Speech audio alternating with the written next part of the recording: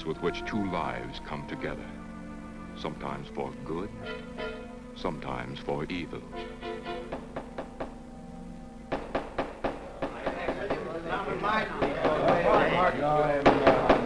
I say, Williams, a lot of line on there. I'm definitely against it. Seems to forget we have our stockholders to answer to. Phone Mrs. Williams, Della. Tell her to be ready in about an hour and I'll pick her up. Yes, Mr. You phone San Rafael and see if those papers are on the way over from the executive. Yes, Wong.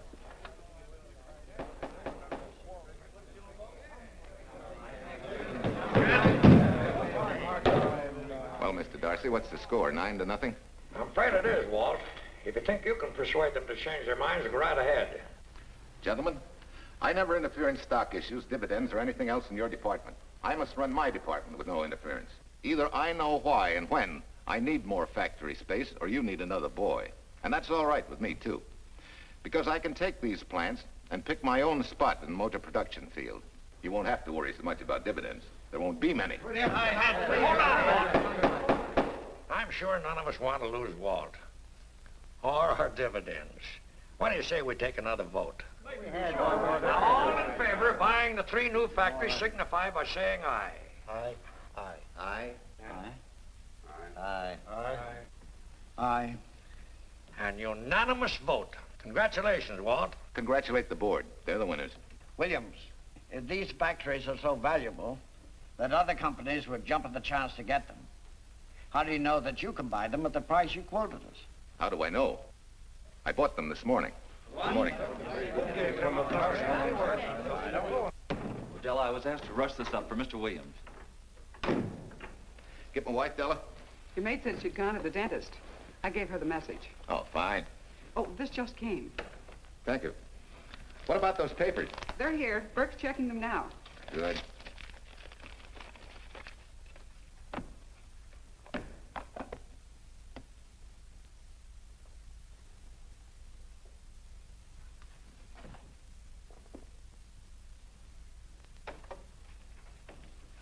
Congratulations, Walt. Take a look at Clause 4. Those provisions haven't been clarified yet. Oh, no? I want to leave for Tahoe right away. Get Judge Deering on the phone, will you? Never mind. I can get faster action if I run out to San Rafael myself and stick with them till they're right. Yeah? Mrs. Williams on 3. Oh, put the blueprints of that new diesel in, will you? I want Jackson to see him. Hi, Duchess. I'm afraid now we won't be able to leave till about 5 o'clock. What? You're not going with me, but I counted on it. But I thought as soon as Dr. Harris took care of whatever it was, I'd feel better. I don't. Stupid thing still aches, and I certainly wouldn't be a very desirable driving companion. No, seriously, darling, you run along and buy your little factories and hurry home. I'll send you back to the office. And cheat me out of my goodbye kiss? Not a chance. I've got to drive over to San Rafael. I'll stop on the way. Love me? Bye, dear.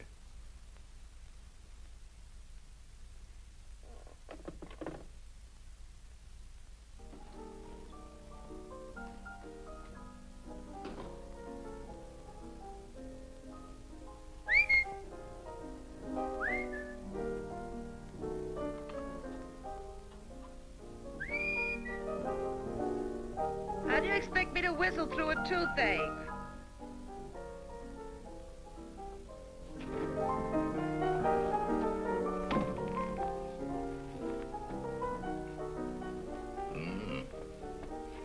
Nothing in the whole world smells as sweet as you do, Duchess. Certainly don't feel sweet. I was grouchy as an old bear.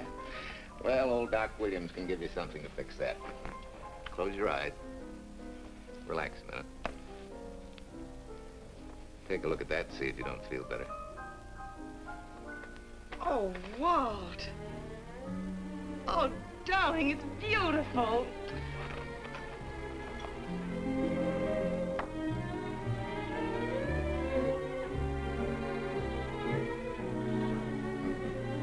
Not bad.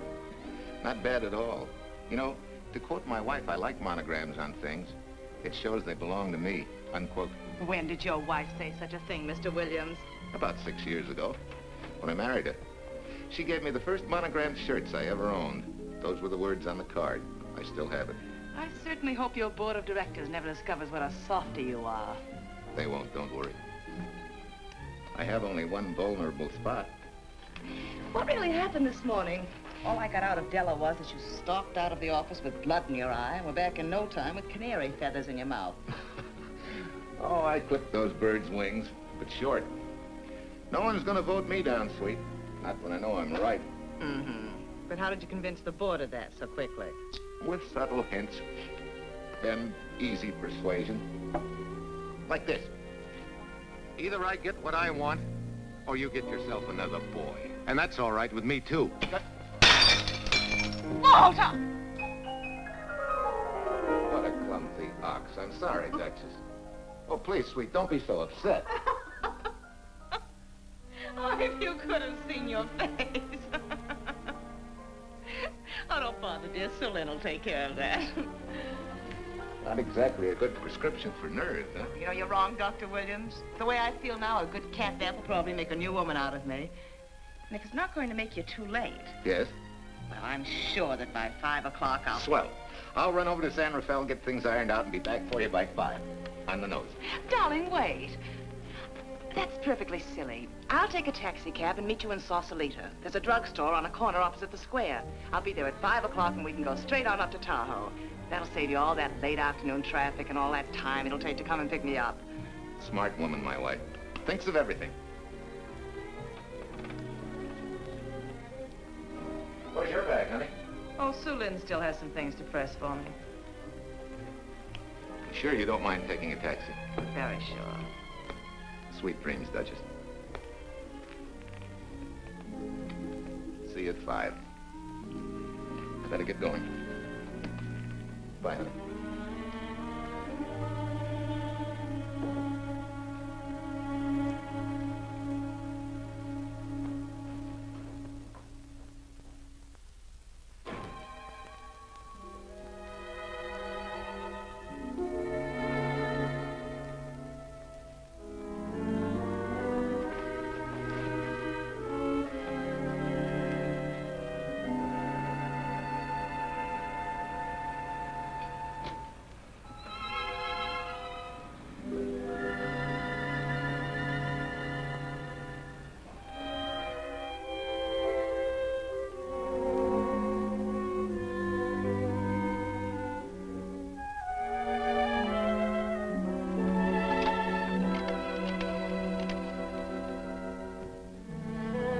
Long distance? I want Berkeley 79721. Hello. Ah, hiya, beautiful. Yeah.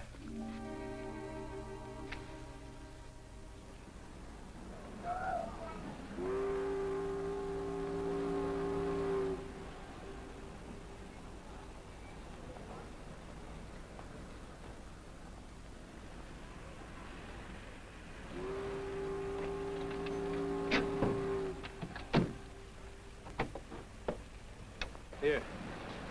Don't forget, turn this stuff over to a bellboy at the Airport Hotel in Oakland. Tell him to hold it for Jack Burns. Jack Burns, the Airport Hotel. That's right, I'll be checking in later. What do I owe you? $1.15 a here. All this stuff back to Oakland. Yeah, here. Buy yourself a new kit. Thanks.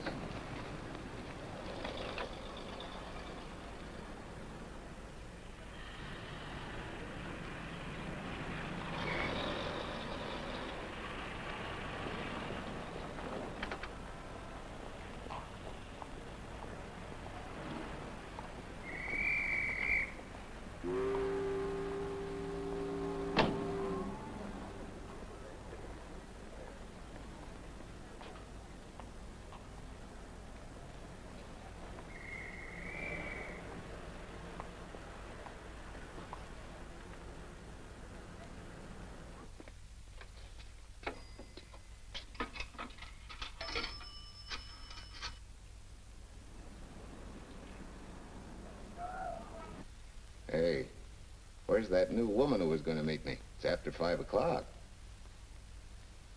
Oh, gee, I was so sure you were going to be okay. Maybe you better get yourself another dentist, huh? course I understand, honey, of course. Just to prove it to you, I'm coming right on home. No, you really mustn't, darling. I'm going to be perfectly all right, really. And besides... Besides what? Well, I've done something you're not going to like. You remember Aunt Margaret back in Illinois? You mean the old gal in Evanston? I'm way ahead of you. How much? Well, it isn't money this time. It's another relative, her favorite nephew, Jim Torrance. All of a sudden, right out of the blue, just after you left, he telephoned me from Berkeley. Okay, Judge, I'll see him when I get back.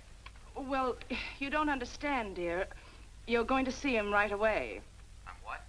Well, all he seemed to want was to be able to get back to Illinois, so I... So you buy him a ticket. That's easy. Well, it isn't. I offered to, but he got huffy and said he didn't want any handouts, and... Well, without thinking, I told him we'd pick him up and give him a lift as far as Denver. I won't say I'm getting exactly an even trade for you, but where do I find this guy? Well, he should be there right now. I told him to be on the lookout for a cream-colored roadster, just in case we failed to recognize one another after all these years. Oh, darling, you're such a lamb. You sure you forgive me? What do you think? Well, I better run along or Cousin Jim might get nervous. Take it easy, sweet, and miss me, will you? I do already. Don't drive fast. And please take care of yourself. Softy. Goodbye.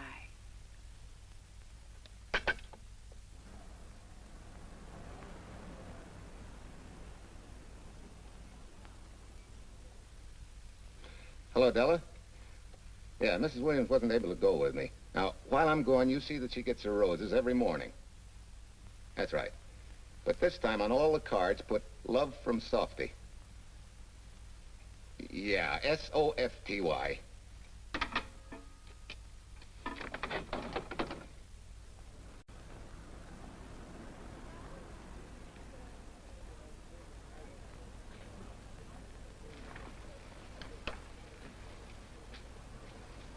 Hello. You must be Jim Torrance. Yeah, that's me. I'm Walt Williams. Hi, Jim. Hi. Where's Irene? Oh, she's a little under the weather at the last minute. Worse luck.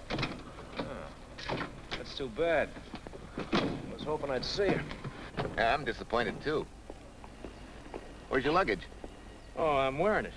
Less trouble that way.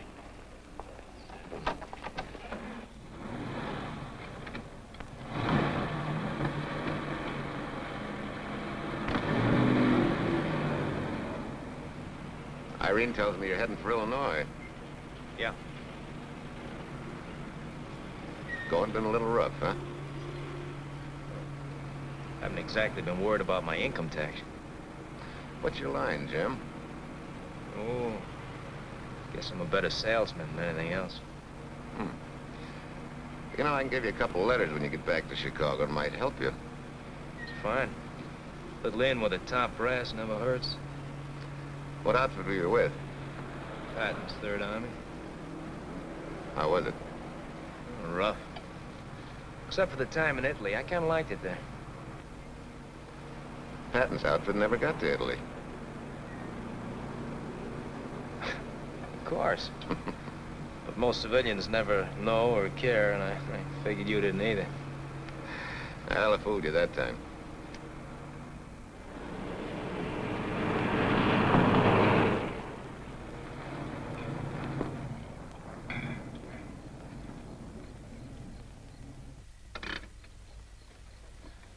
Our last chance to chow for a while. How about it?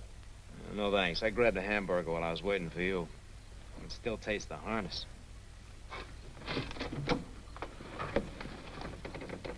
Sure you won't change your mind? No, I'm gonna grab a little shut-eye.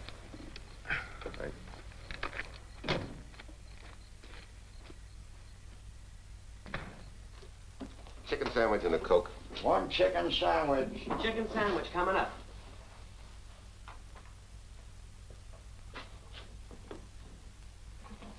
Give me change for $1, will you? Yes, sir.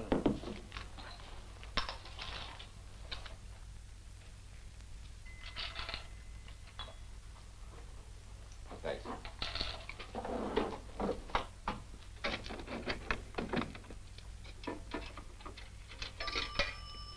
San Francisco. Klondike 2, 6714.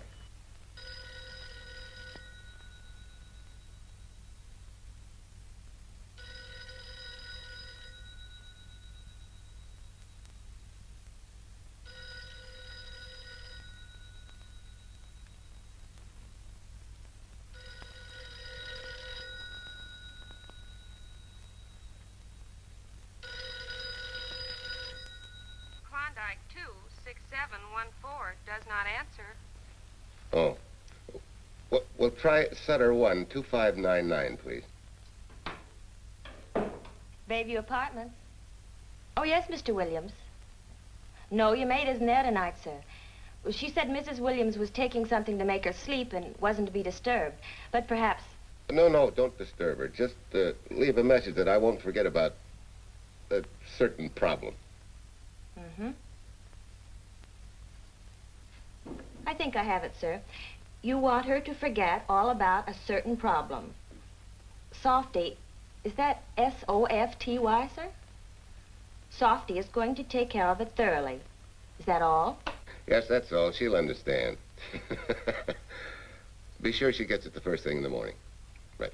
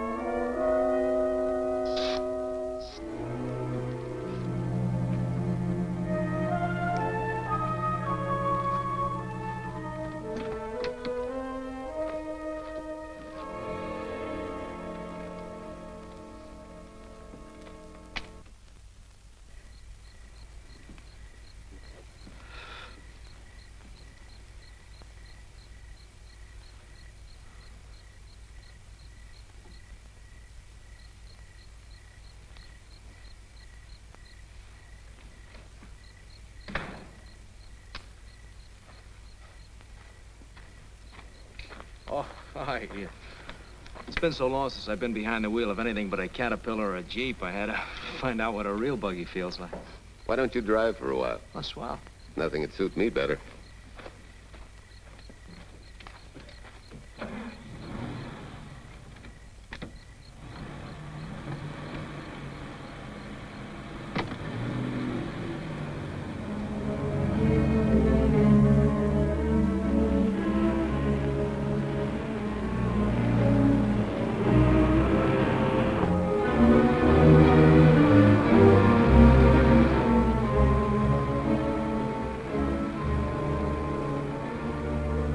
Tell me, Irene still got that little scar on her cheek? That one she got from the fall? Yeah. You can hardly see it now, though. How'd you know about that? She just got it last summer.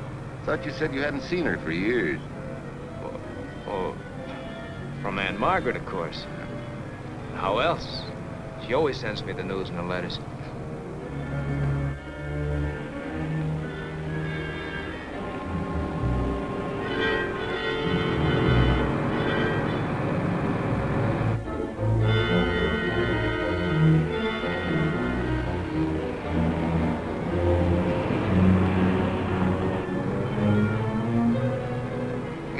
Margaret will be pretty happy to see you. Irene says you're the favorite nephew. Afraid my lovely cousin was just giving me a build-up for your benefit. You don't know Irene. Maybe not.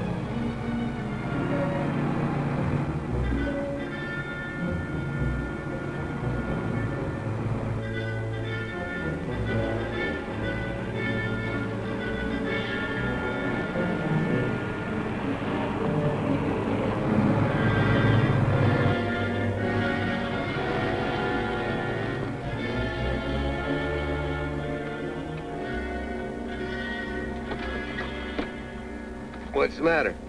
I think we got a flat.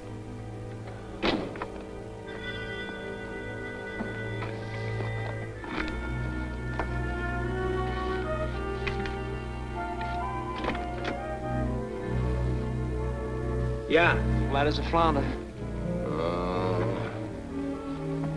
Well, let's get to work. Hey, look out there, young fella. It's quite a drop.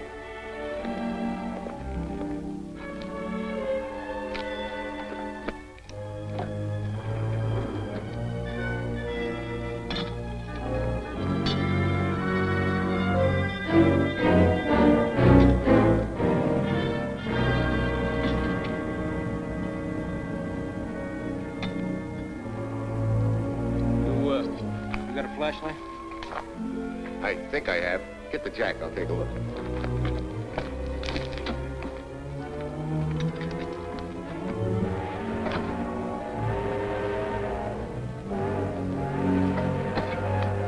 Did you find it? Yeah. Yeah, it won't be long now.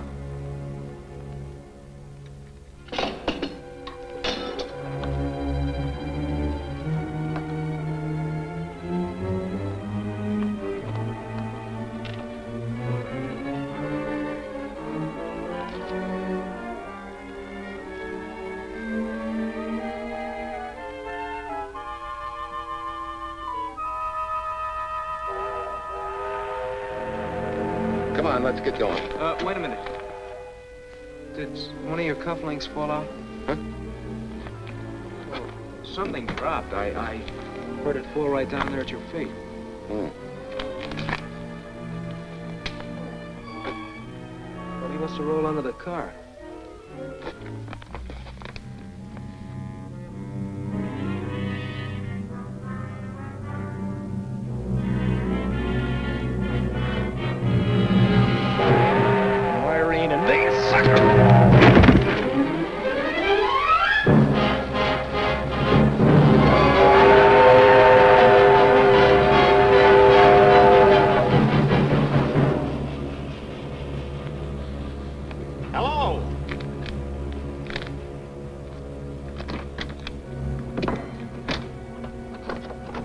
Need a hand? No.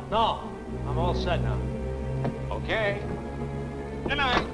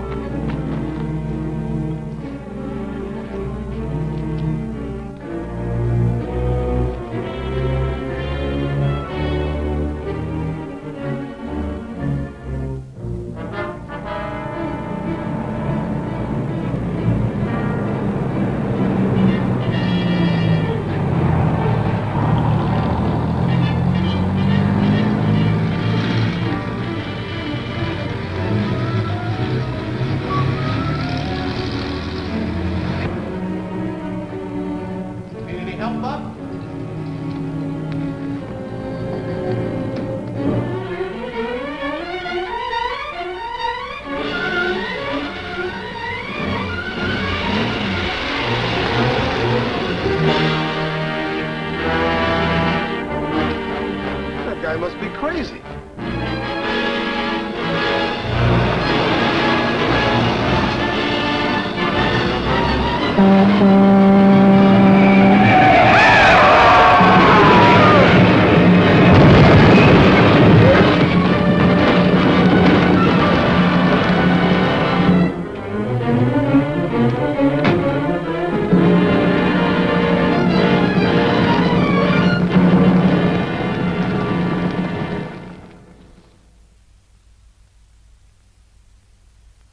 case my husband should be late and have to rush for his plane, this will be taken care of. Thank you. Tell Mrs. Burns to 302.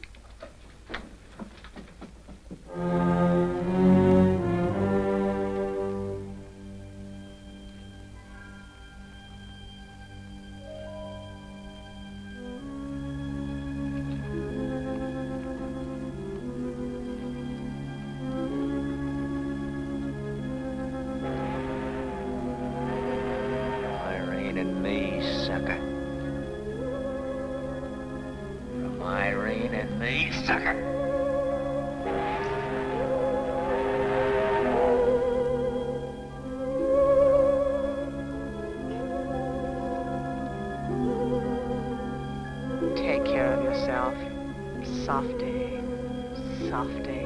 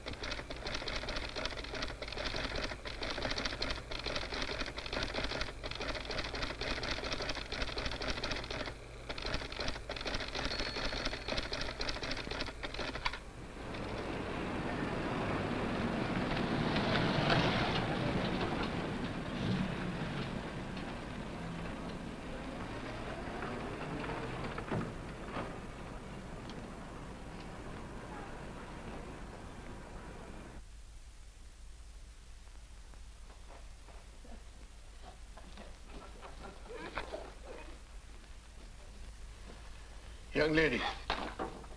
Excuse me. I want to see Mrs. Walter Williams. I'm sorry, sir, but she left orders not to be disturbed. I'm sorry, too. Lieutenant Quincy of the police department.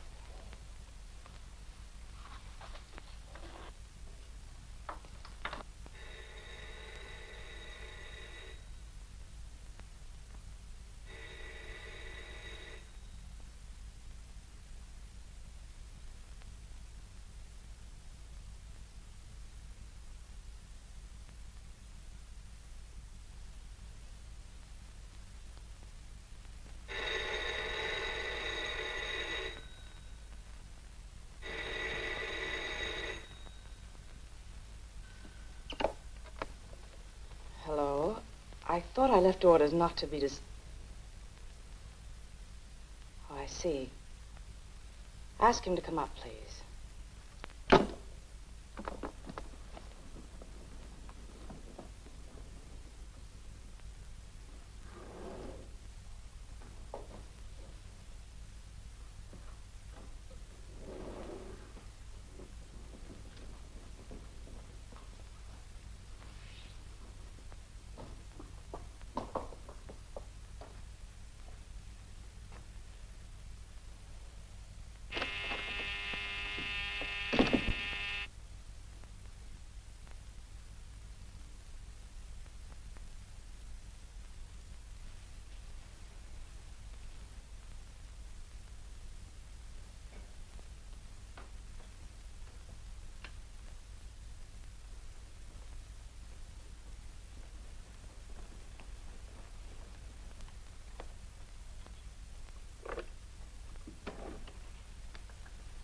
Yes? I'm Lieutenant Quincy with the police department. I'm sorry to disturb you at this hour, but... may I come in? Of course.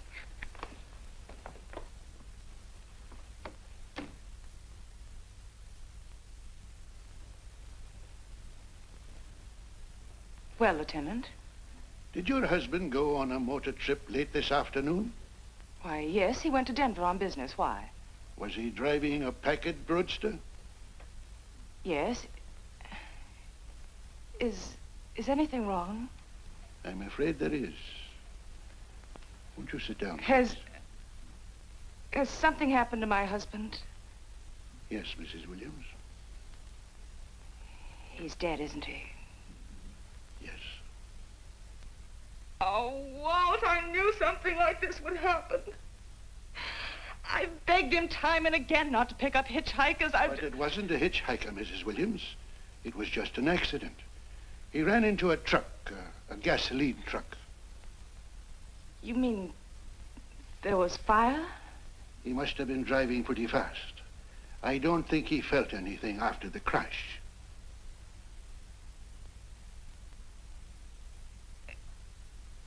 If there's nothing more you need me for, Lieutenant, I think I understand. And may I say you've taken this with a great deal of courage. Good night, Mrs. Williams.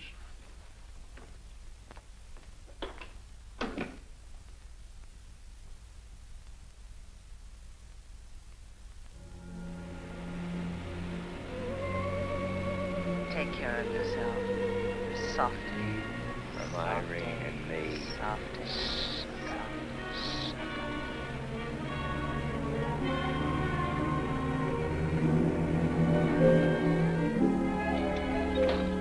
Ready? Yeah.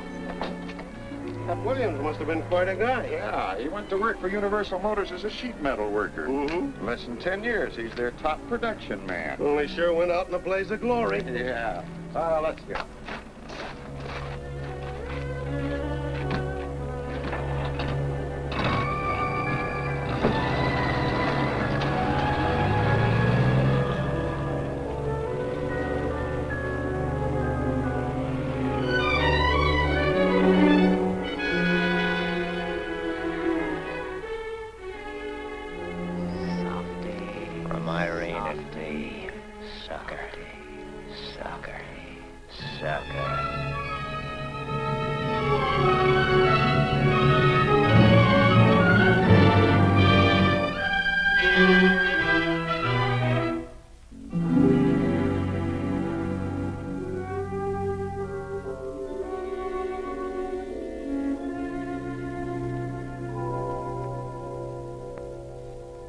Well, could Mr. Burns have taken a later plane and still made connections for Mexico City?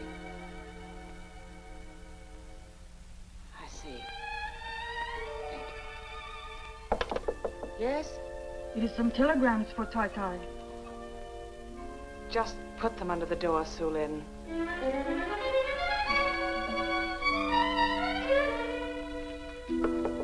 Please, Tai, a policeman Quincy most anxious to see you. Ask him to wait, Sulin.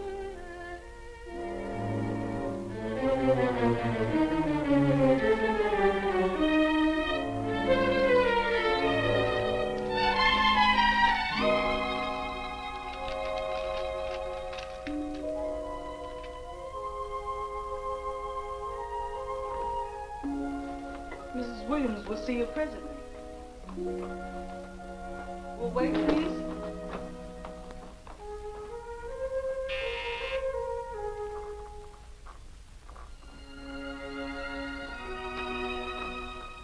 Flowers for Mrs. Walter Williams. Thank you.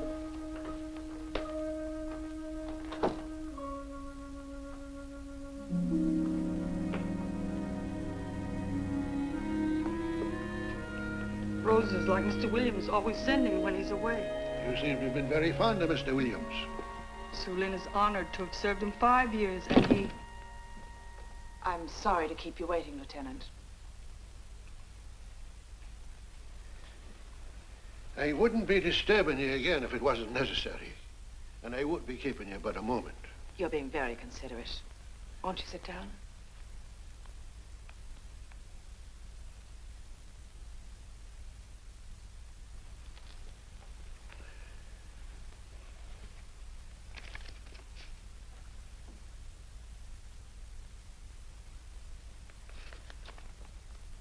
Everyone's been most thoughtful. And why shouldn't they be? Forgive me. I'm all right now. What was it, Lieutenant? The state police would like to have some information. They found some wavy skid marks for quite a distance on the road, as if the car had been out of control when it crashed. Tell me, was Mr. Williams a reckless driver? Why, no. He was a fast driver, but certainly not reckless. Well, was he a heavy drinker? Quite the contrary. But what about his health? Could he have had a heart attack and lost consciousness before the accident? Why, no. He was in perfect health, but he'd been working much too hard lately and was overtired. Perhaps he fell asleep at the wheel last night. Oh, poor darling. If only I'd been able to go with him last night, he might still be alive. Well, maybe so and maybe not. You mustn't blame yourself, Mrs. Williams. Fate plays an important part in these matters. Your handkerchief.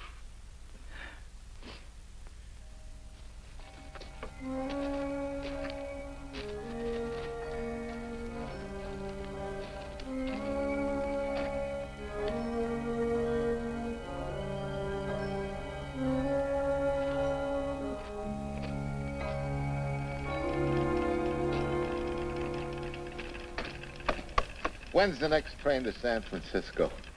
10 a.m. tomorrow. You sure there isn't one sooner? No, I'm sorry.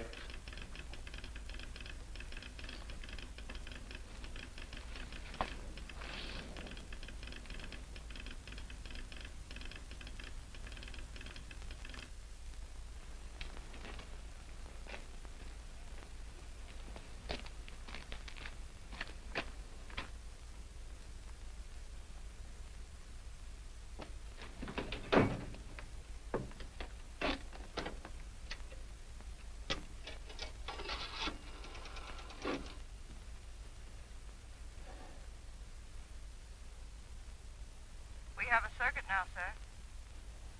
Evanston. Calling Mrs. Margaret Hubbard's residence in Evanston. One moment, please.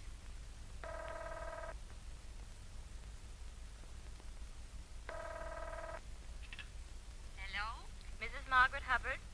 Yes? Who's this? Long distance. I have a call from Mr. James Torrance. Who? Mr. James Torrance. He's her nephew, Jim Torrance. The call is for your nephew, Jim Torrance. I haven't any nephew, and I don't know any Jim Torrance.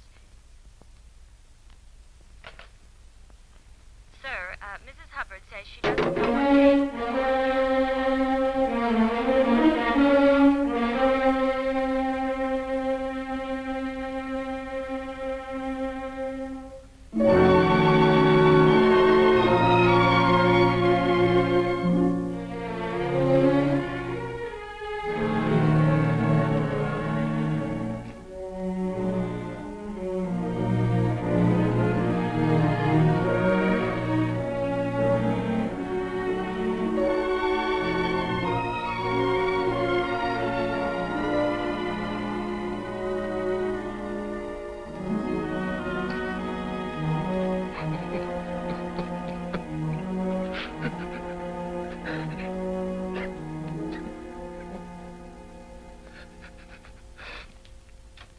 What's the matter, son?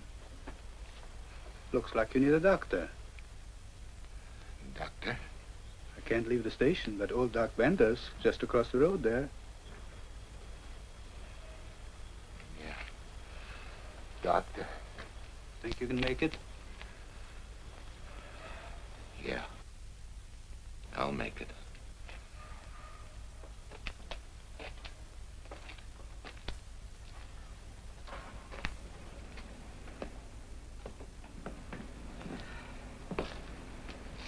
Now, take it easy, man.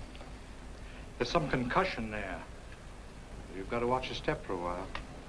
Yeah.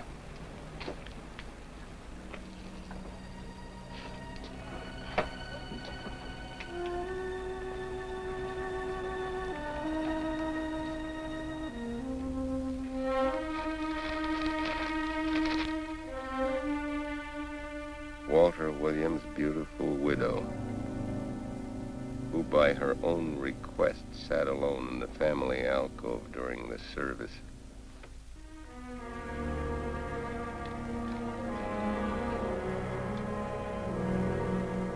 Smart.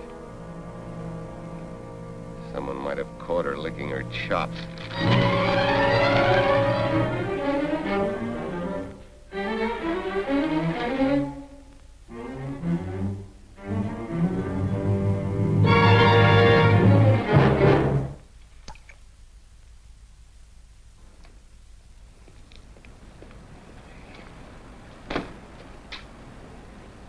Hey, what's that? Walter Williams. Hey, ain't that the guy that... For the love of Mike, what's that briefcase doing here? He's dead. They did him a dirty trick if he ain't. Hey, now, wait a minute. Don't touch it. We better turn it over to the police.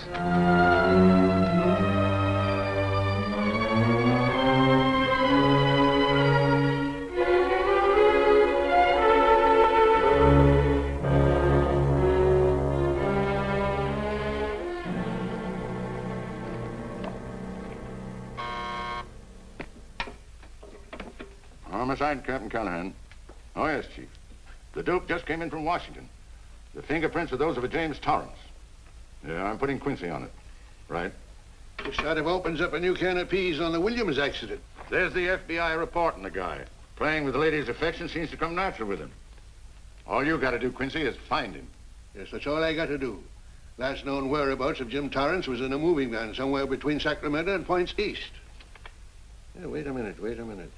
Last known address, care of his sister, Mrs. Joseph Rossetti. Irving Apartments, Berkeley. Well, what are you waiting for, Quincy? Let's go. Did Torrance leave any forwarding address? No, he said he was going to send it to me. Sorry to trouble you. Oh, Lieutenant, if you should happen to hear from him, will you let me know? There's an unpaid telephone bill and a bundle of laundry. Laundry? Let's have a look.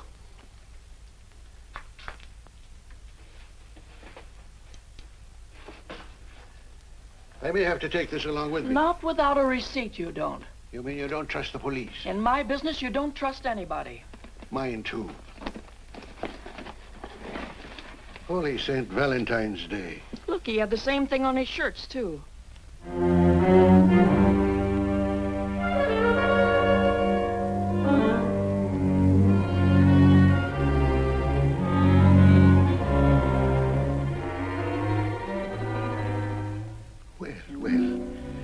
Romance in your late tenant's life. Did you ever see the lady? You know, I never did. But I always knew when she'd been here, the wonderful perfume. I lay you 10 to 1 she's a rich widow. Could be. Wait, I'll get you his telephone bill. Pretty fancy stuff for a hitchhiker. Yeah, but he's a pretty fancy hitchhiker. According to the shirt maker, a certain lady in the town had these made special. And they're just like her husband's. Only his initials were WW. Sort of smells, don't it, Cal? Now take a look at this little item that was also found in the laundry. I for Irene and W for... Well, it could be for Williams, too, couldn't it? Yeah. Homicide, Callahan speaking. Hello? Oh, hello, Fitz. Hello. What news? Oh? Any luck? Both days, huh? Swell. Have it typed up and sign it. This report of Fritz will be a nice little topper for this pile. His checkup shows calls from Torrance's phone to Williams's private number, and a flock of them going the other way, including one on the 7th and several on the 8th. The 8th, in case you've forgotten, is the date of Walt Williams' accidental death. Well, that ought to be enough to get an indictment out of the grand jury. Go pick her up. I'd like to play a long shot first. It might give us 2 for 1. Well, take 'em one at a time. A bird in the hand is not going to lead us to its mate. I'd like to give the lady a little more rope. Well, Thanks. I thought you'd agree.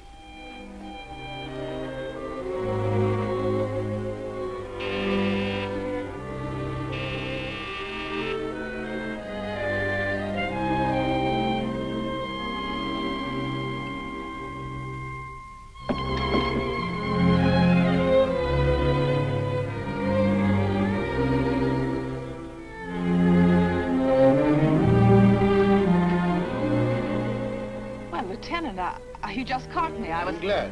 I have some rather startling news I thought you should know before it hits the headlines. Come in. Thank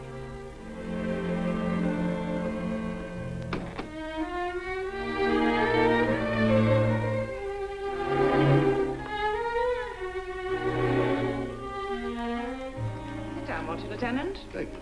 I'm very anxious to hear about this news. It seems that your first hunch, remember, that a hitchhiker was responsible for your husband's death? Well, Mrs. Williams, you may have been right. Why, I don't understand. Your husband's briefcase turned up in Kansas City yesterday in a moving van that had stopped at the scene of the accident that night. Apparently, the murderer made his getaway in it. That explains the wavy skid marks that made us suspect your husband was ill or unconscious at the time of the crash. Yes, I suppose it does.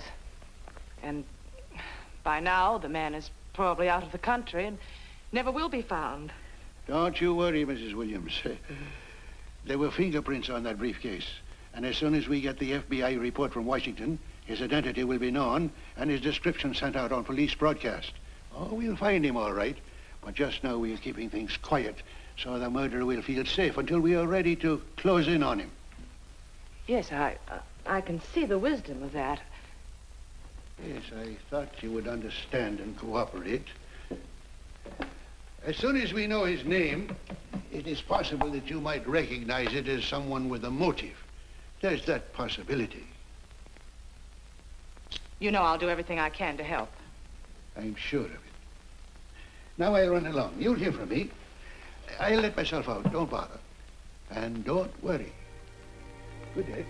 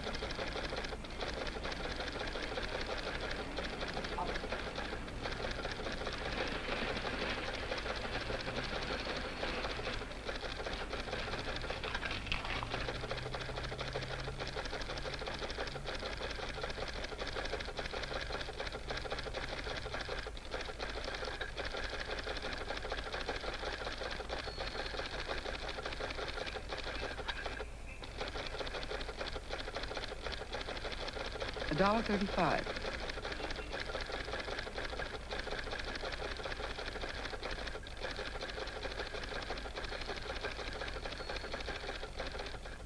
See, everything after the letter J in the first name has been obliterated by heavy writing over it. The only impress letters legible are those between words or before them, like RNS at the end of this name here, and the Hotel Santa here before the word Evanston. Well, Tom, don't you think it's about time you retired? Why, there isn't even evidence there of Mrs. Williams' intent to communicate with Torrance. And who do you think she beat a path to the telegraph office to wire to? The League of Decency? I'll tell you what I think, that you should have brought her in when I first told you to. By the time you get her now, she'll have figured out a way to tip Torrance off. He'd be that much tougher to find. Not unless she's tipped him off from your office. Ernie's got her on ice waiting for you.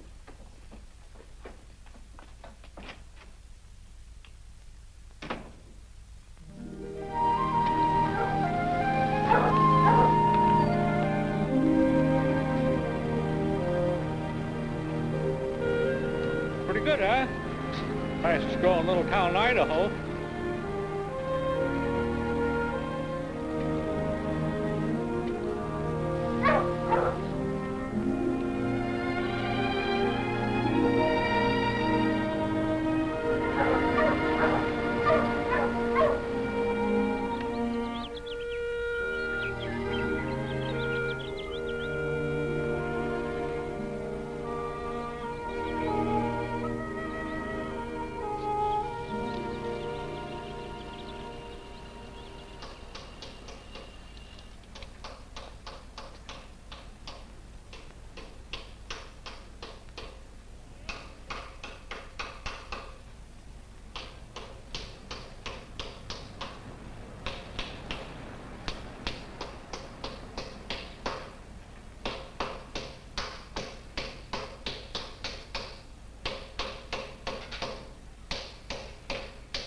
Have a heart, son. You trying to wreck that engine? Oh. Sure. It's a hobby of mine. The way you're going at it, you can't miss.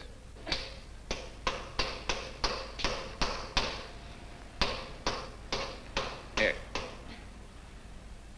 I just can't let you ruin that beautiful motor. Start her up.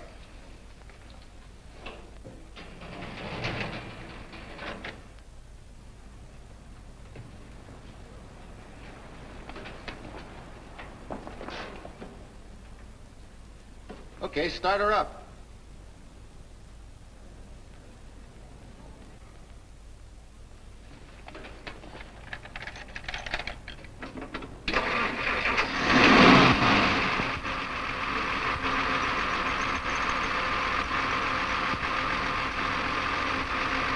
Shut her off.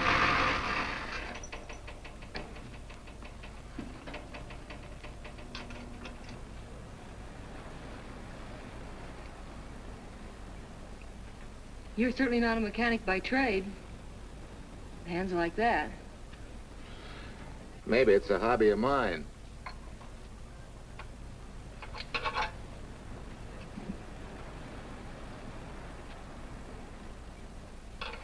Gee, what happened to your head? Perhaps I was talking when I should have been listening. Okay? Okay by me. Thanks a lot, Hill. So long, Marcia. Bye. He's all right now. You better lay off till the boss gets back. I'm the boss. I guess the new cars are a little bit over my head. Now, with a jalopy, it's different. Aren't there any mechanics around here you can hire? No, they all went over to the new factory in Mansville. I guess they got better wages. Tough break. Yeah. How much do I owe you? Oh, forget it. Well, I'll be shoving along. Well, at least have a cook in the house. You might as well. Marcia, can I use your phone a minute, please? Sure, help yourself, Uncle Ben. Never arranged but what it pours. 650, please. Flat tire this morning. Now the danged engine stalled on me. Nice and cold. Wilson's garage? No, I did not give you the wrong number. Fine thing using my phone to cheat me out of repair bills. Aren't you ashamed? You gave me the wrong number. 650, please. You're a nice girl, Marcia Peters, and your ma's a fine woman. And I'll always buy my gas and oil here. But you ain't never gonna tinker with my car again. Busy? Busy. Always busy. Wait a minute. We're not so busy. Would you like to do another good deed and give Uncle Ben a hand? Why not? Where is your car, mister? Maybe I can help you. Why, are you a good mechanic? Very good. And very reasonable. Well, just what you need, girl. Better hire him. It's an idea, Uncle Ben. Come on. Thanks for the Coke. Sure.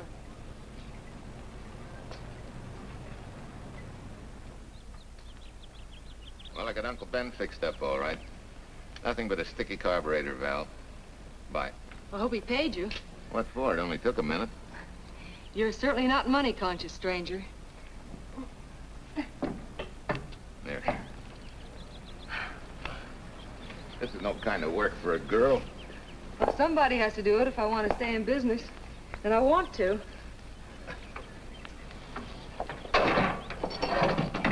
Must be some business that you're better suited for. Couldn't you lease this place to somebody? Sure. I did while my husband was overseas. But when he was killed in Okinawa, well, we'd made a lot of plans for the future here. And I had a hunch he'd like it if I took over and tried to make a go of it. Takes more than a hunch to do that. I got along famously. Business has been fine until lately when the help got short. Could be again. I had a good mechanic. Yeah. You sure need one, all right. Well, for Pete's sake, say yes or no.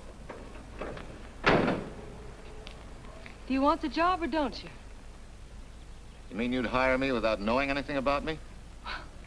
You can repair automobiles. What else do I need to know? Except your name. Well? Why not? Sure. I'll try it for a while till you get someone permanent. The name's Bill Walker. Okay, Bill, it's a deal. And maybe if business gets real good, you'll want to stay. Oh, don't count on it. Where does this go, on the rack? Yeah.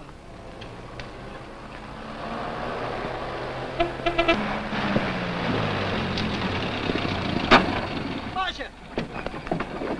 Marcia! It happened! It's a boy, 8.5 pounds. Pair of shoulders like a prize fighter. Well, congratulations, Papa. How's Jane? Ah, perfect. Everything's perfect. Gotta get down to the store and tell the gang. Almost forgot. Oh, gee, thanks, Ed. I'm sorry, I won't have enough for the gang. Yippee!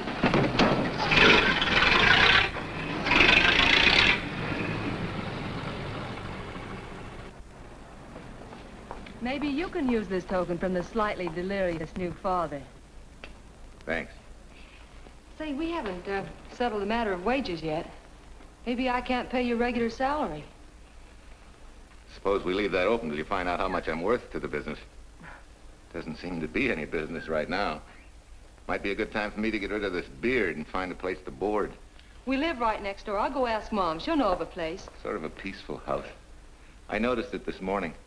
Oh, gosh, I forgot. She's down helping Mrs. Wellesley with her canning. Mom finds homes for everything from stray cats... To stray mechanics? Well, you're not a stray anymore. I'll go phone. Pearl? 674, please. Hello, Miss Wessler. May I speak to Mother? Hi, Mom. I've got some good news for you. I hired a man for the station. Yeah.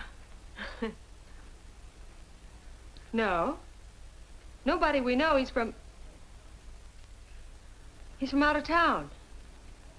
Needs to place a board. You got a good one up your sleeve? Okay. Says she has to meet you first to come home for supper. Huh? And you like apple or cherry pie? Cherry. Cherry it is, Mom. See you later. Oh, now I gotta get rid of this. Hey, where's the nearest barber shop? The one and only, just up 2 blocks. Tell Judd you're working for me. When you get back, we'll close up and go home. Thanks.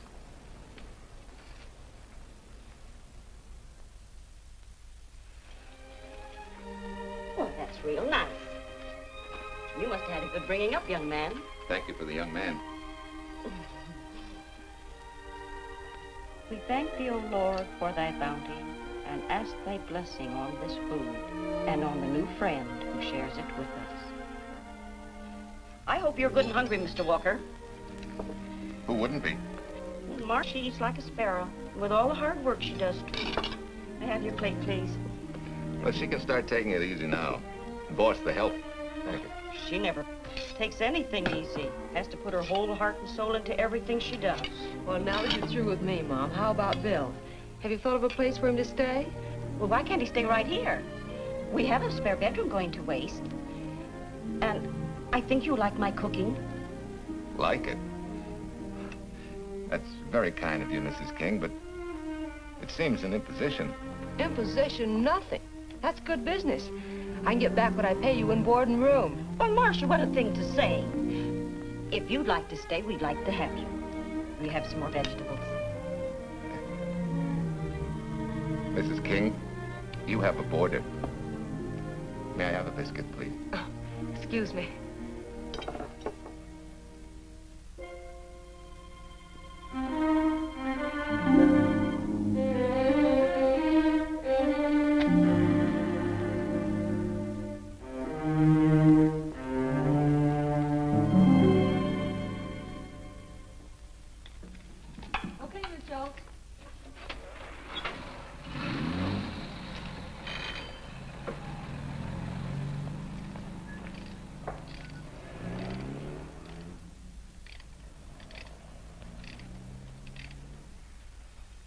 It's wonderful the way tools seem to come alive in your hands.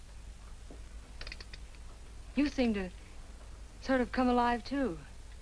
As though you got real pleasure out of working with them. I do. When you're doing a job with them, you can't think of anything else. Bill, if something's bothering you, why don't you get rid of it? What would you prescribe, doctor? Amputation. For that stupid chip on your shoulder.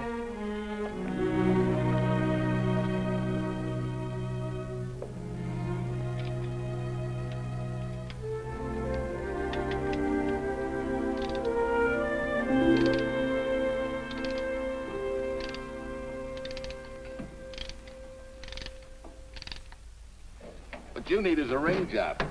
Save yourself some money. Gee, Bill, with the baby and everything, I just can't afford it now. Oh, we'll take care of that. Hey, boss. How's Ed's credit? Good enough for a ring job? Well, sure, if I can hold Junior as collateral. Oh, not a chance, fella. Never mind her. I'll do it on my own time. Oh, thanks, Bill. Maybe we'll see you tonight, huh?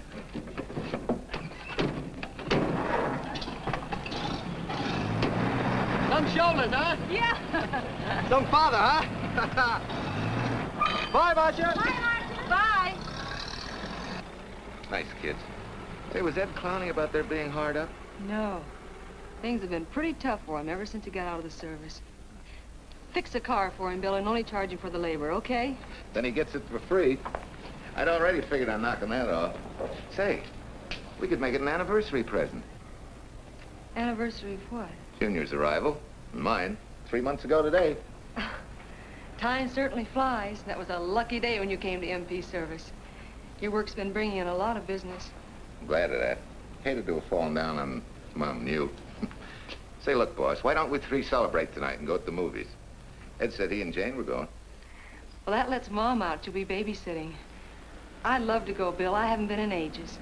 Here's your opportunity. Go to work.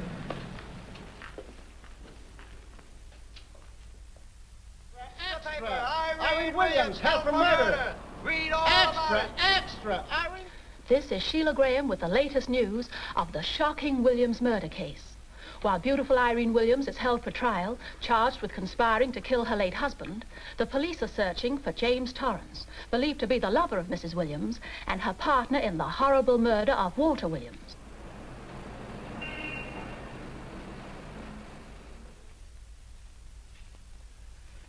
If I'm handling your case, my dear Mrs. Williams, I want 1/3 of everything you get.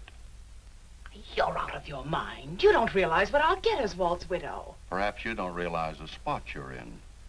Torrance's fingerprints were found not only on your husband's briefcase, but, in a manner of speaking, on your reputation as well. There's a detective named Quincy, a very smart cookie. He isn't exactly for you. Frankly, Mr. Warner, I'm beginning to wonder if my attorney is for me. Underestimating the enemy's ammunition would scarcely be wise. Now, if we can get to trial before Torrance is found, they'll never get a conviction. But... But what? If he shows up, we may have to fry him. Oh, no. Let's not cross that bridge until we have to. But if it comes to a choice, we're not going to burn, are we?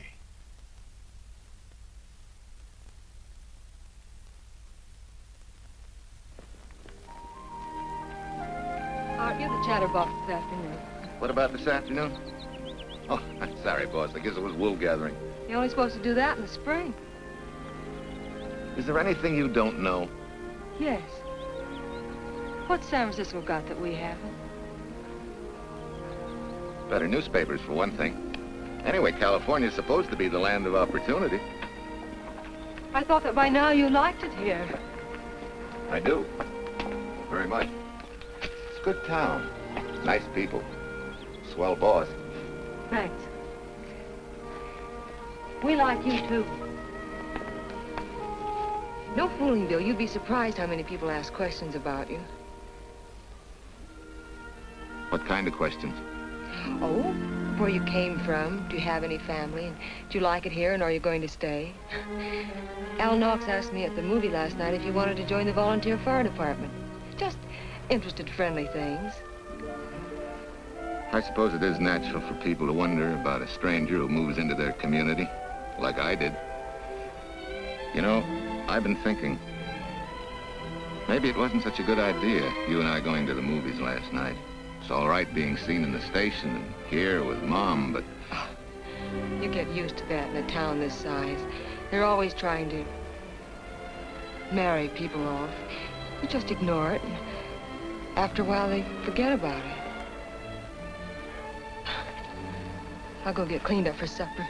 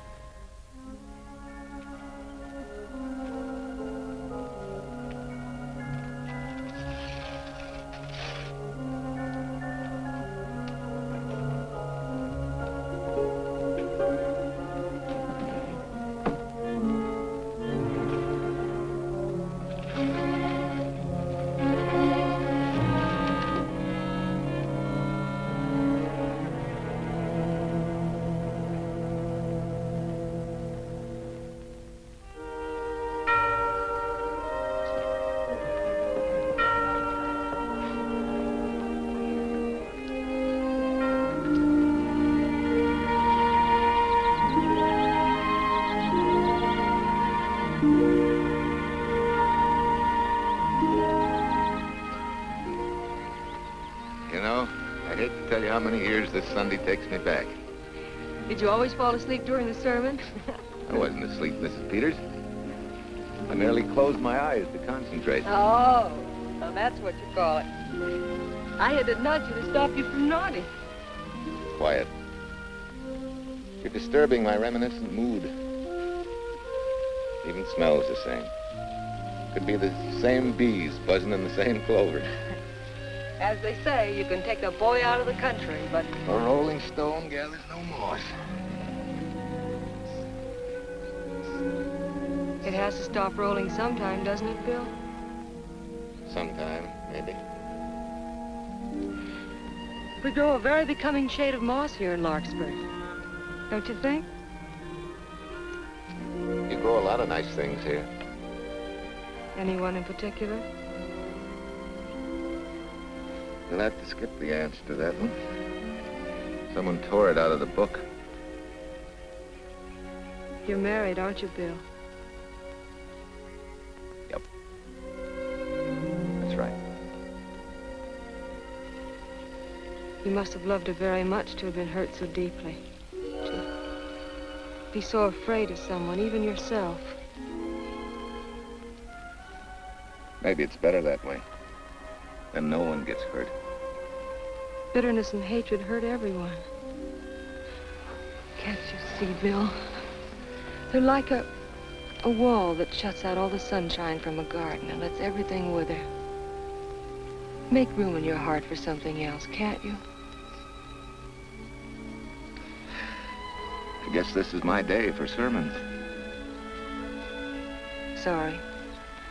As Mom would say, you never get rich minding the other fellow's business. Hey, that's a flyer. I'll be seeing you.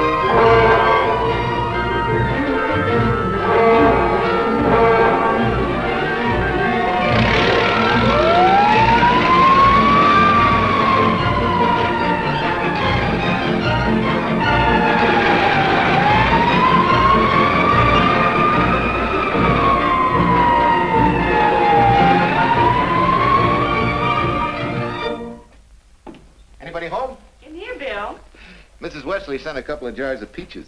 Said you helped her can them. Oh, thank you. When I delivered the doc's car, he insisted that I have a bite with him. Where's the boss? Took the book back to the library for me. Huh?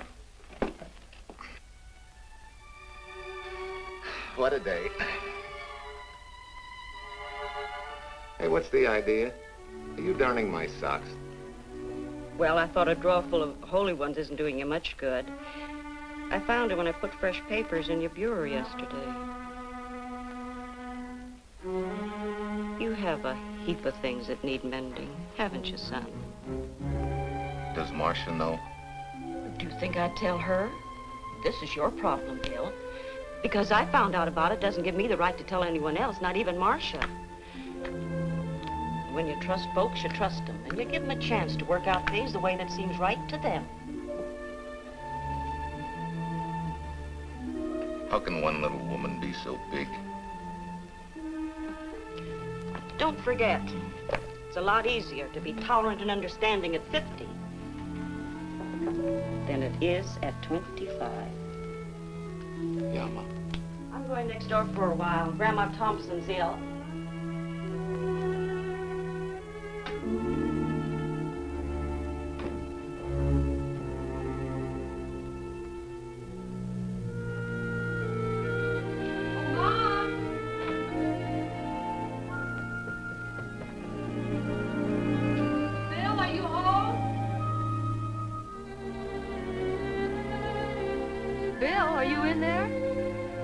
Yeah.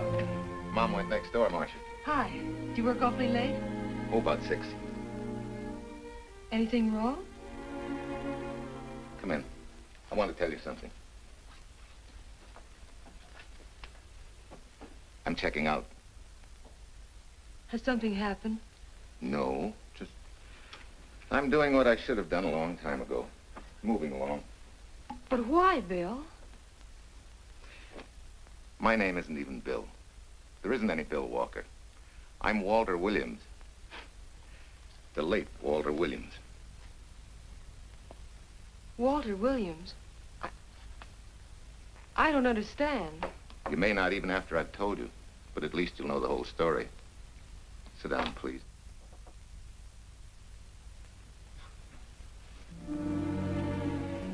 Finally, Larkspur.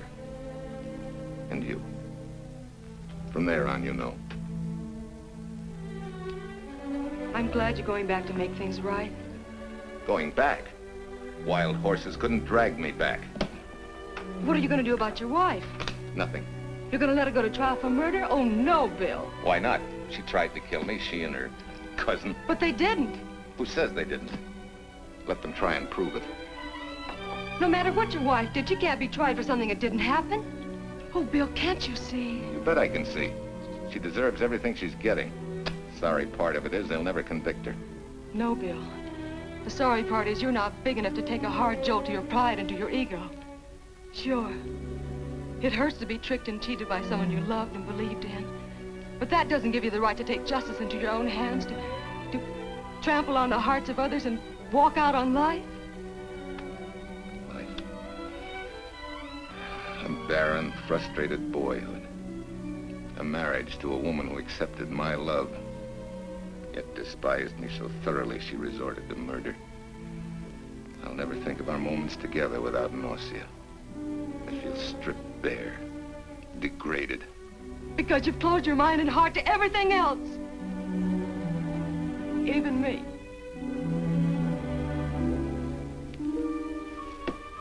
Oh, Bill, please.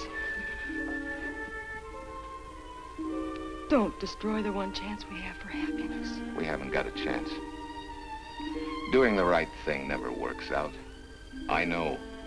In this world, you turn the other cheek and you get hit with a lug wrench. Forget me, boss. Try and forgive me.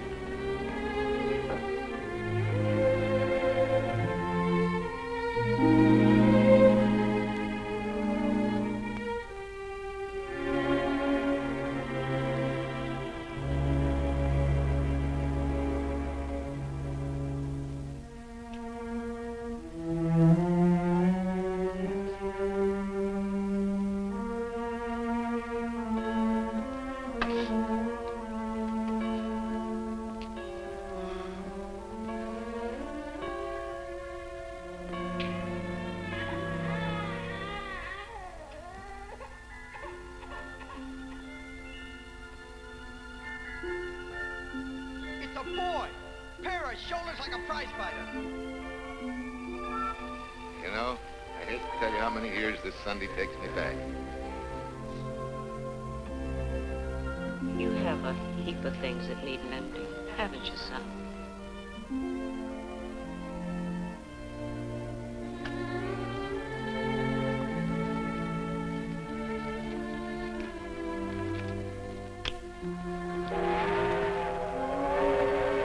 Take care of yourself.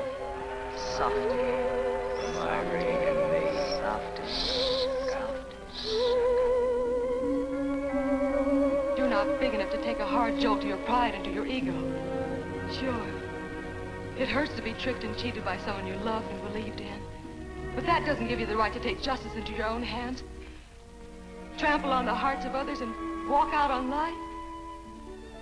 Oh, Bill, please. Don't destroy the one chance we have for happiness.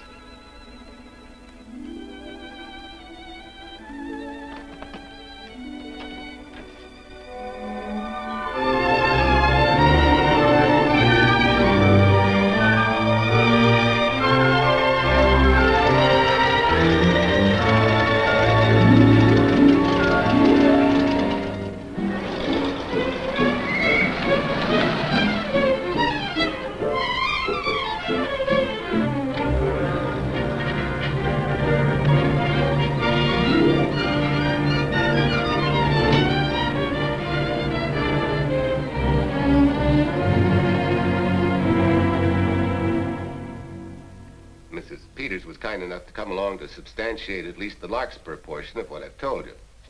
Very thoughtful of you, Mrs. Peters. Mr. Williams, when you read in the newspaper that the hitchhiker who attacked you had been, well, a close friend of your wife's for some time, it must have been a great shock to you. I didn't come here to discuss my emotional reactions, Lieutenant. If you need me for anything further, Captain, my office will know where to reach me. Let's go, Marshal. Just a minute, Mr. Williams. We'll need your signed statement for the grand jury when we ask for your wife's release. It won't take long to be typed. Yeah? All right.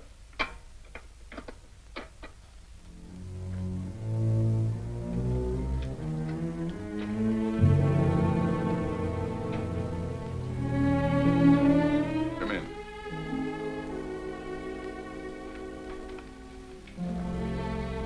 Sit down. Mrs. Williams. We have news for you. Really? I can scarcely wait.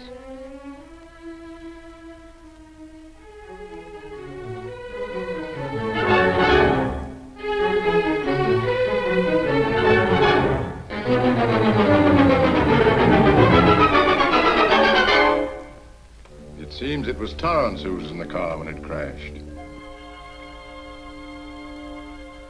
Jim? Dead?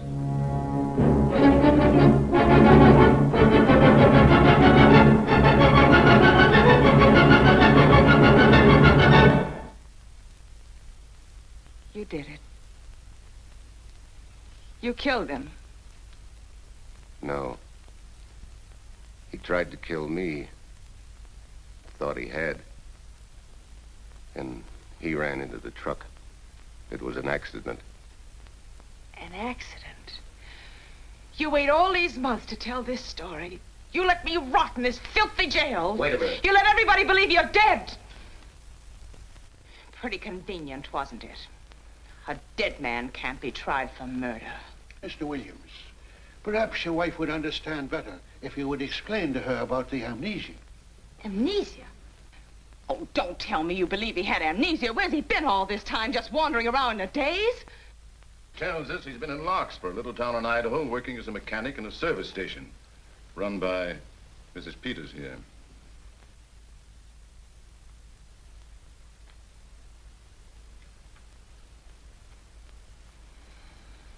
I understand perfectly. Now that my chance for happiness is dead, I suppose you'll demand the divorce I begged you to give me so that I could marry Jim. That's fantastic. Yes, isn't it? After you telling us that the man you picked up was a perfect stranger. Well, that's not true. The time and place for meeting Jim had all been arranged. I must advise you, there's a law that a wife can't testify against her husband. There's a law against murder, too, but that didn't stop him, and nothing's going to stop me until I'm through. It's all right with me, Captain. Go on. Talk your head off.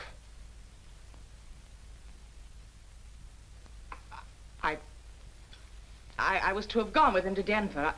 He insisted on it, although I was quite ill. Several hours before we were to leave, he came home. There was a violent scene. He threatened to kill me unless I agreed to give up Jim. And I wish he had. This is incredible. Not one word that she has said is true. Then you have nothing to worry about. Mrs. Williams, was there a witness to the threats you mentioned? No. Unless the maid overheard. She was in the apartment. In fact, she picked up the pieces of the vase that he threw at me. Where's she now? I don't know. She left me suddenly after all this began. Please, could the questions wait? I feel rather ill. Will you have Mrs. Williams ready for the grand jury at 10 o'clock tomorrow morning? That's all.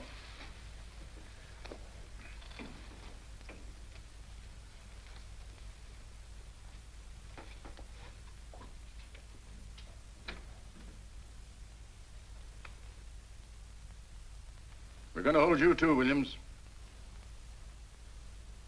On what charge? Suspicion of murder. But he's not guilty of any of these things. Then it should be easy for him to prove it. Take it down and book him. That fiction of Mrs. Williams must have been very convincing. No, we just couldn't buy that yarn you tried to sell us. Let's go.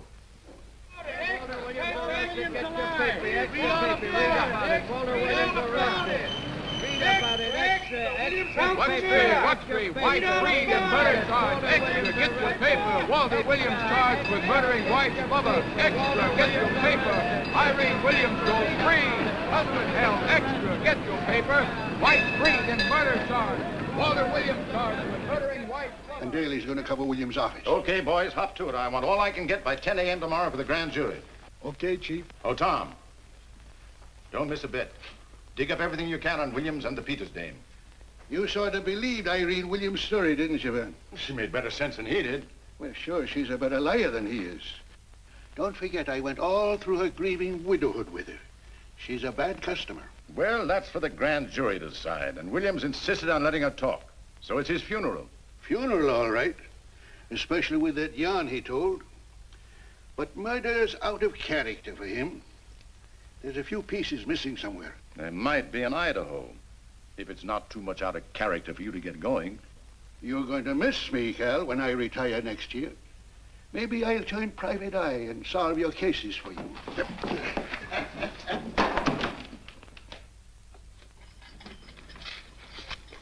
Hi, Williams. Mr. Williams? Thanks. Got a deal from the bottom here, don't you? Sorry, Williams. Okay, Williams.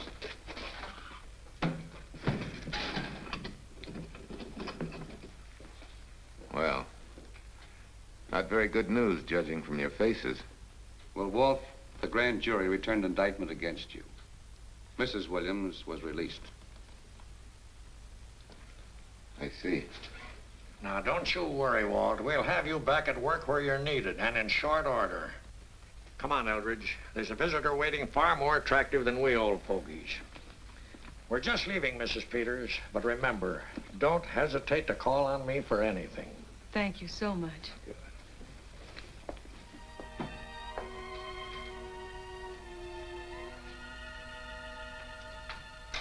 Hi, boss. Bill, what have I done to you? If it weren't for me, you wouldn't be here. If it weren't for you, I wouldn't be. I came back here because I wanted to believe in the things you do. I still do, no matter what happens. Will you do something for me? Go back home, where I know you'll be taken care of. Not a chance. You'll have to think up a better reason than that to get rid of me. I'm a big girl now. I've just been to Larkspur, Williams, where I found these newspaper clippings. Of course, some of them are 3 months old, but you seem to treasure them, so I brought them along. So?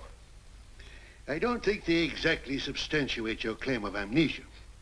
As if you were interested in substantiating any claim of mine. Now, let's get one thing straight. Most people, when they get in a jam, think the police are only interested in the prosecution. Our job is to get the facts, the truth. And the truth never hurt anyone but the fellow that lied. Unless he was a beautiful woman. Oh, quit kidding yourself, Williams. You made the boner. I had no more to do with Torrance's death than you did. And out of the whole population of Northern California, you just happened to pick up a hitchhiker who happened to be your wife's boyfriend. Ah, have a heart, Williams. I suppose you'll tell the truth when you take the stand, but you better have some mighty conclusive proof if you expect the jury to believe it. Wait, Lieutenant. Bill, we all know you're not guilty, but we're going to need help to prove it, and need it badly. Lieutenant Quincy can't take sides, but if we're right, he has to be on ours. And I have a hunch he wants to be. Why don't you tell him the whole story? All of it. Please. I'd like to, Quincy, very much. Guess I should have told the whole truth in the first place. But I wanted to clean this mess up with as little scandal as possible.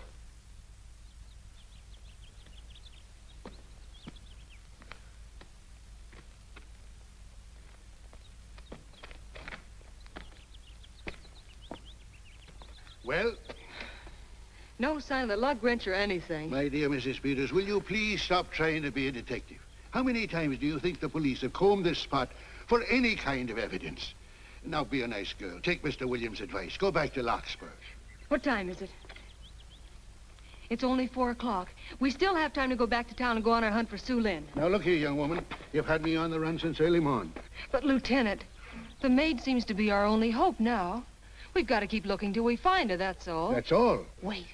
She was naturalized, wasn't she? Suffering chopsticks. Quincy, you dumb flatfoot. This Sue, what's her name, was Chinese born. If her port of entry was San Francisco, there'd still be a file on her, photo and all. Let's go.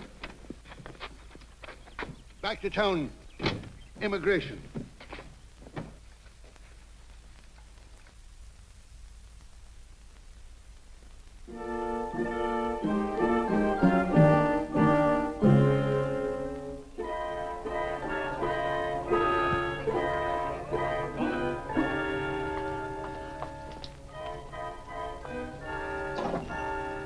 The council has given us the right lead.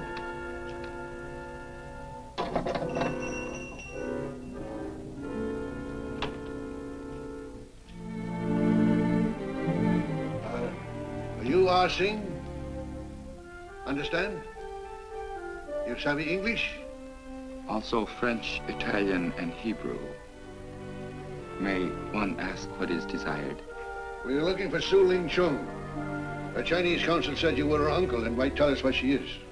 This daughter of my brother, has she offended the honorable police? Oh, no. They just wanted to ask her some questions about Mr. Williams, the man she used to work for. Ah Singh's heart is heavy that he cannot lead you to her. But things that are not known cannot be told. Well, if you hear anything of her, report it to headquarters.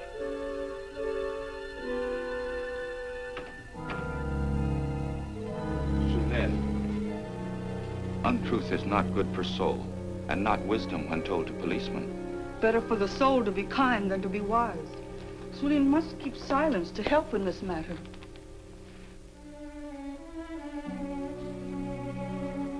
You know, you're quite a gal. In case I haven't told you lately. You're just too easily pleased, that's all. There must be a way out. Why can't we find it? Oh, buck up, boys. Tomorrow's another day. Yesterday you go to trial. Bill, I'm afraid.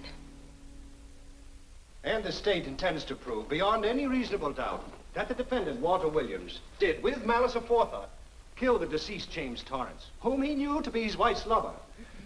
And that with his victim dead beside him, he drove his car into the course of an oncoming truck, jumping clear himself some seconds prior to the crash. And subsequently, he made his getaway in the back of a loaded furniture van. And for 3 months, as Bill Walker, he laughed at justice when it imprisoned his unfaithful wife for conspiracy in his own murder. But then he decided that being dead cramped his style. He thought he could eat his cake and have it too.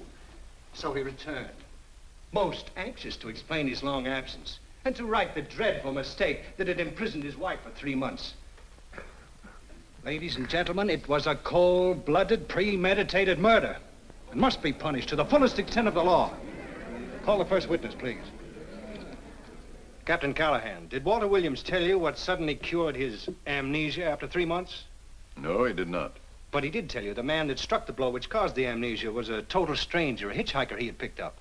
Yes? And that he knew nothing of this man's identity or relationship with his wife until he suddenly recovered from his amnesia and heard or read the details. That's what he said. That's all. Thank you, Captain.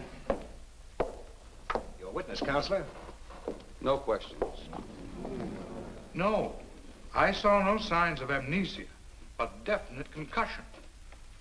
He was a bit evasive in answering questions, but not vague or unsure. In your opinion, Doctor, could this head injury have been caused by a fall? Yes. If the head had struck on some object, such as a stone or a metal pipe. That's all, thank you. Your witness. Dr. Bender, are you familiar with a tool known as a lug wrench for changing automobile wheels? I'm afraid I am, sir. I've had a regular epidemic of flat tires lately. Well, then, in your opinion, could this head injury which you treated have been caused by a blow from a lug wrench? Yes. It could have been caused by that, too. Thank you, Doctor. The ones with the earliest dates, you will notice, are heavily creased, as though they'd been carried in a wallet or a coat pocket. Thank you. Lieutenant Quincy, will you kindly tell the court where you found these newspaper clippings? In the bedroom occupied by Mr. Williams in Mrs. Peters' home in Larkspur, Idaho. Is this your handwriting, Miss Revere? Yes, sir.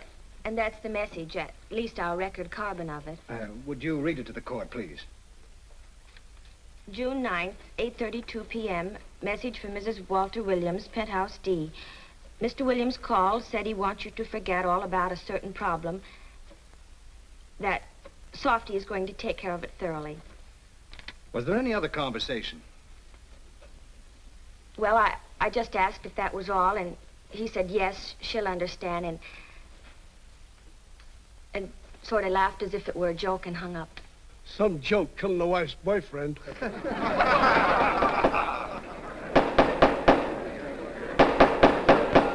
of the state versus Walter Williams.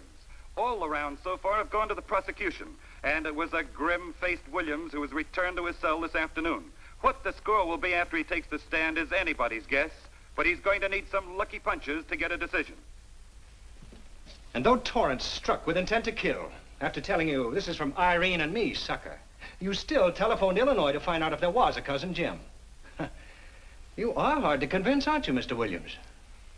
Is it so incredible that a man should fight against believing such a thing about his wife? Oh, that is very touching. From a husband who planned a trip on which he intended to destroy his wife and did kill her lover. That's a lie. Your Honor, I object to the conclusions drawn by the prosecutor and move that it be stricken from the records. But, Your Honor, there is a corpus delicti, remember, who was your wife's lover. Objection sustained. There's also her own story, which in front of witnesses you insisted she tell.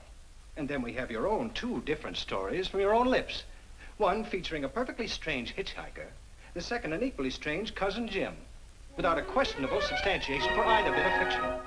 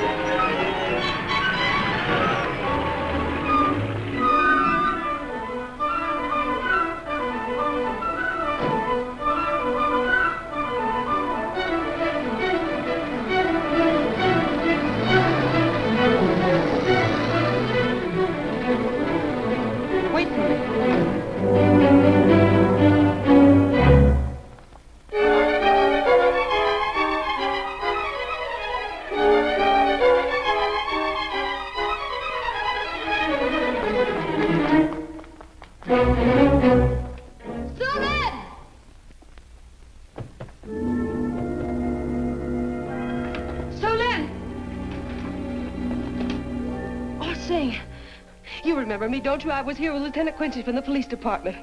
I just followed Sulin up the stairs. I saw her come in here. You must be mistaken. I'm not mistaken. She's here. I must see her. Ah, Sing, don't you understand? It's to save a man from prison, even from death. I will send her to you.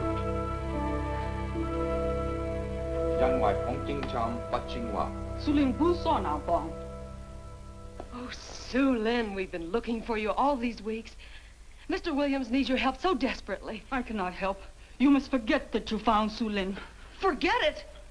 But you're his only witness. You're the only one that can help. Not as a witness. Only with silence can I repay his great kindness to me and my family in China. Why? For I heard other things. That most unhappy day.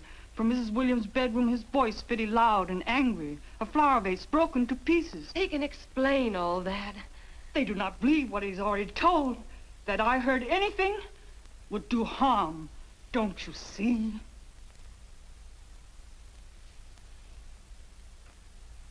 Yes. Much sorrow comes from women who know not honor and truth. And Mrs. Williams, she was not true even to that Torrance man. What made you say that? That night when he was killed. Her sickness was but wall of falsehood, behind which she could go secretly to a meeting place. You mean she went out that night?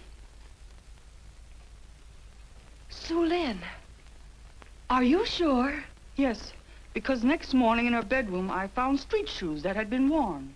Her coat on the closet floor, with the sleeves turned inside out, as though removed hurriedly. And in one pocket, a door key to some hotel. Sue Lynn, that's it. Proof that she and Torrance had planned to meet that night after he killed Mr. Williams. What hotel was it? Oh, I don't remember. The key. What did you do with it? Returned to coat pocket. Come on. We'll get to Lieutenant Quincy. He'll know what to do. And pray, Sue Lynn, every step of the way.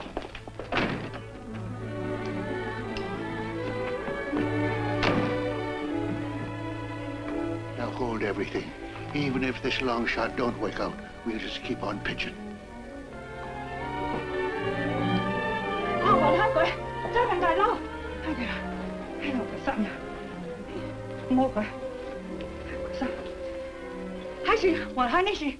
Here it is, yes. Room 302, Airport Hotel, Oakland. Maybe we got our miracle. A special little Chinese one. It is to hope that Sue Lynn was of small help to Mr. Williams. Oh, Sue Lynn. Come on, copper. Next stop, Oakland. A certain little lady's hotel rendezvous. I was on night duty then, all right, but I sure don't remember a looker like this. Quite a dish, eh? A little too highly seasoned for my digestion, thanks. Lieutenant, just found a couple of cars for room 302 on June 9th. George Baxter, checked out at noon. Mr. and Mrs. J. Burns. Room not slept in. J. Burns. Burns. Look, Quincy. The handwriting on the card is identical to that on the photograph. And here's a little boy, the same thing. The cover-up telegram to Aunt Margaret. Now look at the impressions. J here, and here RNS. J. Burns. That's the name she started a telegram to. Room not slept in. Say, I got that dame pegged now, Lieutenant. She said they'd be out of the room by midnight as her husband was catching a plane.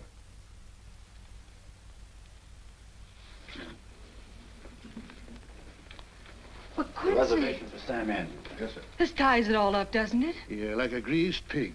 What do you mean? We've got the evidence now, the proof. Of what? Sue Lynn's theory that Irene was playing the field? This evidence only proves that she came here to keep a date with a man named Burns. We can't even prove that he didn't keep the date. But you know he didn't. There wasn't any Burns. It was only a name that she and Torrance used. Fine. If you can prove that, Williams will be free. But none of this will prove it. Sorry, copper, but we are just up another blind alley. Willie? Yes, sir. There's a couple of sample cases from Mr. Sam Andrews. Came up from the station this morning. Take them to Parlor B right away. Sure thing, sir.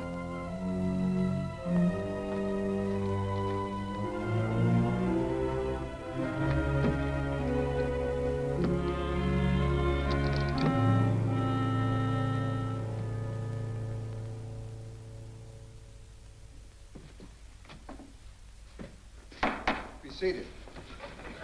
Case of the state versus Walter Williams. Proceed, Mr. Eldridge. Your Honor, we will call Mrs. Irene Williams. Take the stand, Mrs. Williams.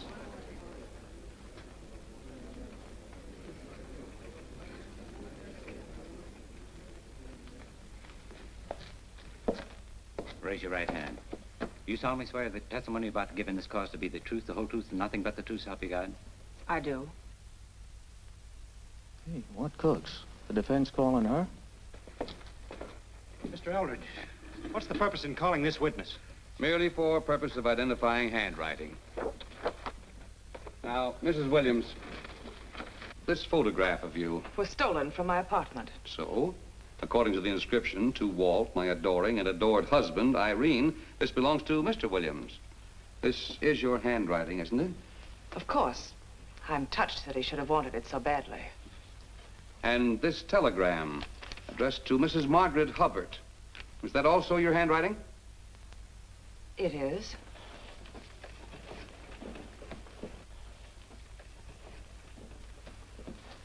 Now, Mrs. Burns, I mean Mrs. Williams, this photograph is inscribed to Jim, my adoring and adored Irene. Did you write this too? I see no point in all this. Merely answer counsel's questions. Did you write it? I did. And these letters addressed to Mr. James Torrance, did you write them? Yes.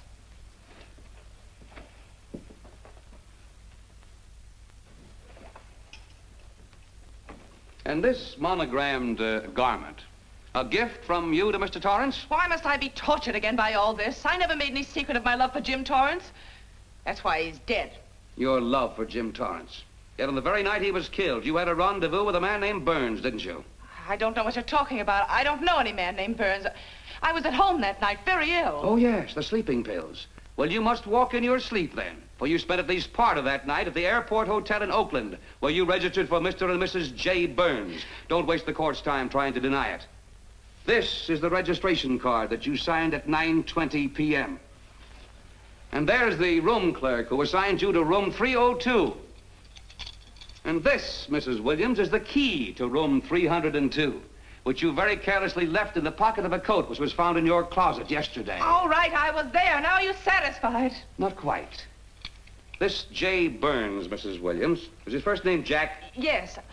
Have you been in contact with him lately? No. How long since you've seen or heard from this Jack Burns? Well, I don't know. I don't remember. You bet she doesn't remember, because there isn't any Jack Burns, and there never was. That was an alias for Jim Torrance.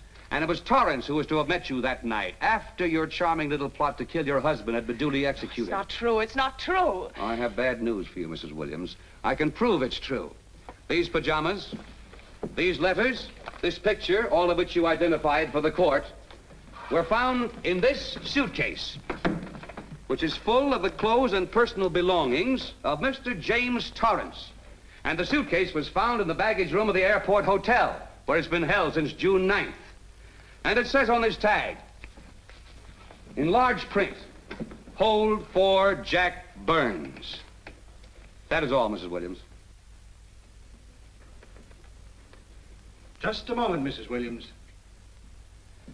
Your Honor, in view of the evidence presented, we now ask for a dismissal of the state's case against Walter Williams. And we intend to charge Irene Williams with conspiracy to commit murder against her husband, Walter Williams. Oh, no.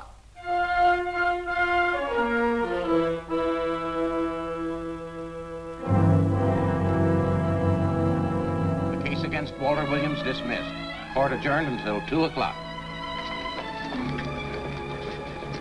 Well, that's that, Walt. Congratulations, Mr. Williams. I haven't the words for it, Quincy, but we could never have made it without you. Ah, sure you could. You know, son, right always wins if you give it a little push, especially when you get a copper like this one to do the pushing. Well, I'll be seeing you. You know, it'll seem kind of strange being able to eat and sleep without someone getting in your hair all the time. Oh, fine, Walt. We're looking forward to having your hand on the wheel again. The Denver plants are waiting for you to open them. You think you can make it in the morning? How about it, Counselor? You bet you can. Oh, good. Well, I'll be running along. Well, you think you like Denver? It's okay by me, boss. Yes, impact. The force with which two lives can come together. Sometimes for evil, sometimes for good.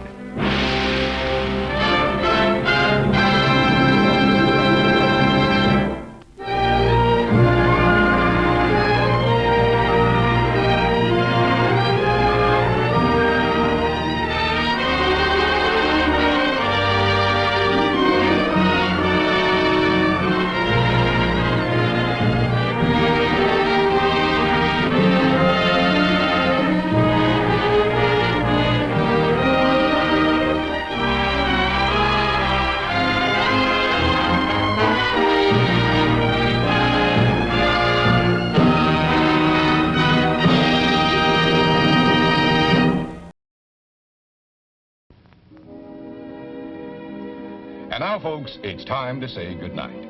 We sincerely appreciate your patronage and hope we've succeeded in bringing you an enjoyable evening of entertainment. Please drive home carefully and come back again soon. Good night.